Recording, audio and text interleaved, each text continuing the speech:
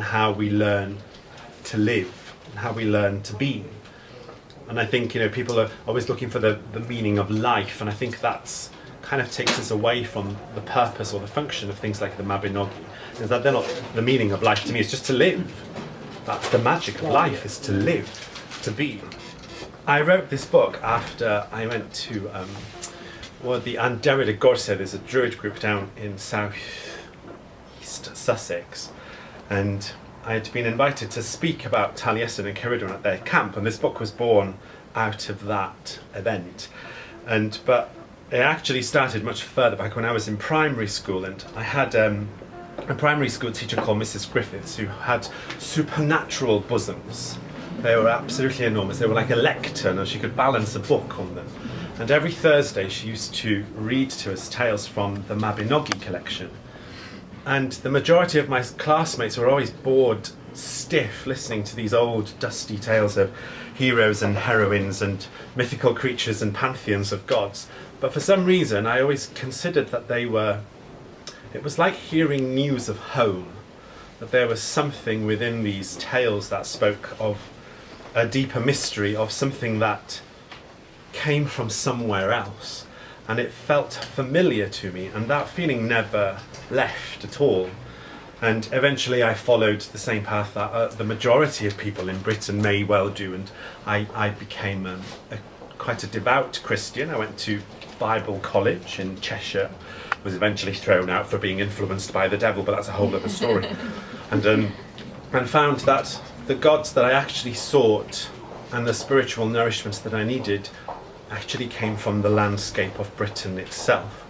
So I started to look to my own ancestry, to my own Celticism for spiritual nourishment. And that's where I found the current path that I'm on, which the majority would identify as Druidry. And I head a Druid order in Anglesey, the island of Anglesey, which was sacred to the Druids of ancient Britain. So much so that it was such a threat to the might of Rome that they went up to Anglesey to sack the Druid stronghold of Anglesey in 62 AD. And it all came from my love of these mythologies. And I always think that it's very easy to be given something on a plate or to look to other places for inspiration or spiritual nourishment, when actually we have so much here. And when we look at our own landscapes, from the temples that scatter the plains of Salisbury to the temple and ritualistic complex up in the Orkney Islands, and to the monuments that stand on the island that I live upon, we live within a spiritual landscape, and there's mystery that sings from the very land that we stand upon. And although this work is identified as Welsh, that is slightly incorrect. The Welsh are the people who, the political delineation of Wales is relatively new compared to the antiquity of these tales. These existed before there was such a thing as Welsh or Welshness or Englishness. They existed when we were the British, when we were the Britons. They're our stories, and they're the stories of Britain. And the Welsh only served to protect them and to guard them and safeguard them for future generations. And now there's such a vast interest in the old tales of the British or Welsh chronicles, because they seem to speak to us on a deeper ancestral level, and within them are hidden numerous mysteries that pertain to pantheons of Celtic gods, to magic and mystery and enchantment of the Celtic people. And that's your ancestry as much as it's mine. It belongs to you. We're the sum total of all that's ever been before us. Nothing is ever lost.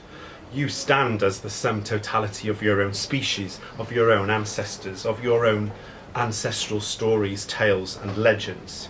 We may forget things for a while, but only for a while. If we sense enough, if we look and search hard enough, we can find so much mystery and so much enlightenment on this very soil, directly beneath our feet, in the wind and in the rivers, in our valleys, in our forests, on the shores of our lakes. We can hear the mysteries of our ancestors speak to us. And to me, some of those mysteries come through Cerridwen and through Taliesin. Cerridwen is identified today by the process of apotheosis as a goddess, as the witch goddess, the primary witch goddess of the islands of Britain.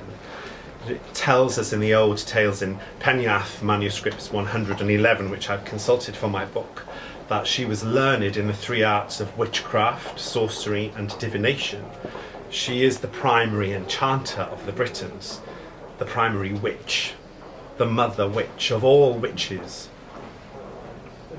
And her tale is one of initiation and of transformation, of being immersed in the mysteries, which hopefully people can glean by reading my book. And I feel kind of privileged that I've been given the opportunity to be able to articulate that in words and share it with the world.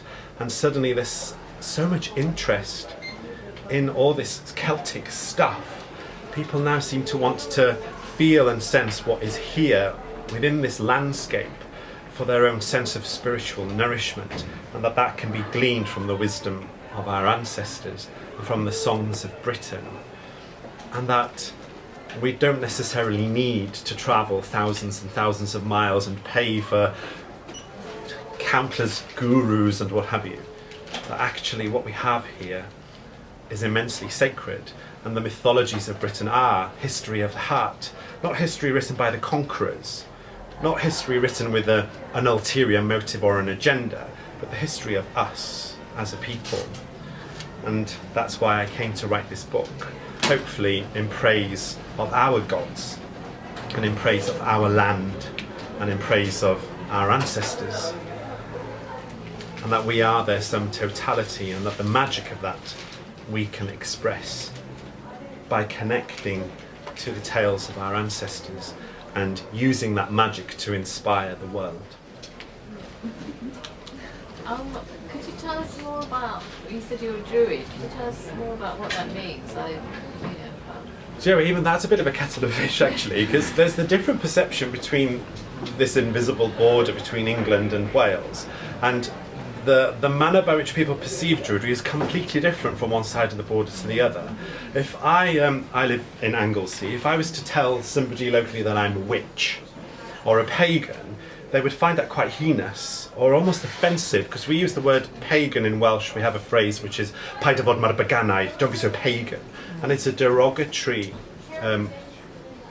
it's an insult. They don't really understand what any of that means, but if I say I'm a Druid, they say, oh, so you sing then?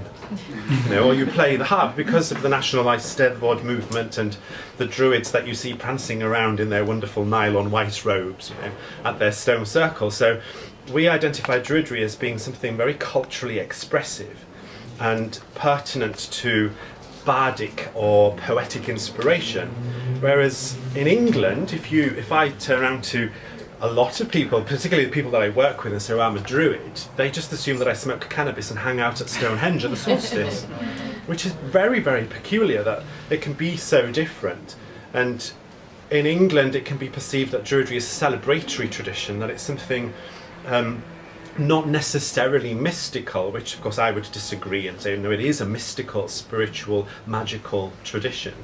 So there is a strange dichotomy between the two landscapes, that of Wales and England. So just on our little island there can be that dichotomy, but in essence Druidry is something which invokes the Celtic mystery tradition, and of course they didn't necessarily write anything down, so all we have is the myths and legends which do speak of Druids, of the pantheons of gods, of people who interacted with otherworldly beings and sought inspiration from those relationships.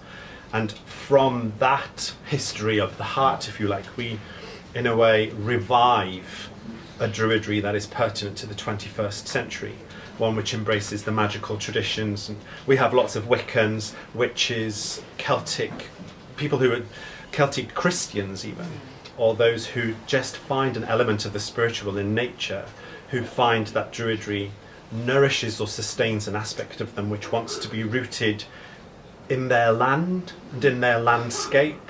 So as they walk through the landscape of Britain, they can sense the footsteps of the old pagan priests of Britain, which was last encapsulated in the Druids. That was our last reference, if you like, to the great pagan priest caste of ancient Britain.